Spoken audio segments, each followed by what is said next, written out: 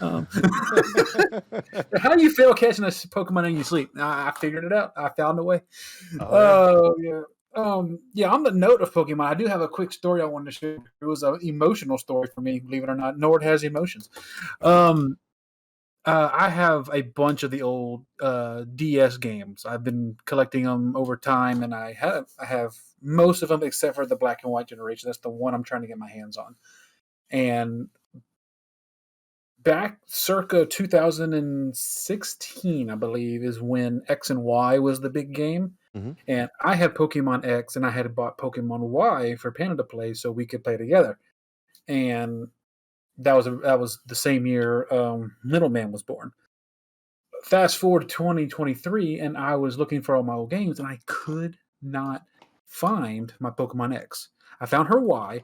I found every other game I had for the DS. I have them in my little Switch case. They have their little spot. I have it all organized. Could not find X. Could not. Today, X is the one that I caught my first shiny Pokemon in. I think I mentioned that in stream not too long ago. So I caught the shiny Spinda, which is why I have the Spinda mascot on the stream. And I was out on the front deck, and for some reason I pulled out. I was playing Sword, and I pulled out Eternus, which is the big legendary in that game. And I was like, oh, I forgot I have a card which gave me a shiny version of this that I have to do is go scratch off the code and put it in. I'm gonna go look for it. So I came in here to come in the computer room to find it because I thought I had left it on my desk. And I looked down and I found a Super Mario Brother World or whatever it was Nintendo 3DS case. And I opened it up, and Pokemon X was sitting right there. I've been looking for that thing for a good long ass time. I'm gonna say about a year. Been looking for this thing. Crack it open. It's like ah. It's like you've been sitting literally next to me this entire time. You couldn't make a noise. You couldn't do something. Let me know you're here. And I plugged it in because I was really dying to see what I had on the game. And I'm going through it, and I can't make this part. This is where the emotional part comes in. The last time, not the last time, the time that I caught the shiny Spinda was the let's see, the 7-year anniversary of it is in 2 days. I caught it on October 9th, 2016. And when I opened it up and look at it, it was the same year Harrison was born, and I didn't know I had done this. I had named the Spinda Harrison. And I started tearing up.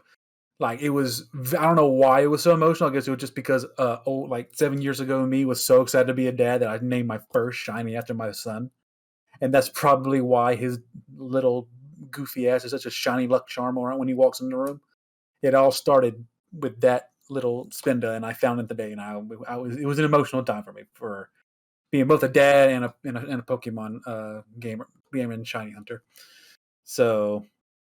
Yeah, it was a cool little moment in the world of Nord, which only fuels my fire to want to catch more Diggum shinies this week with Lumi.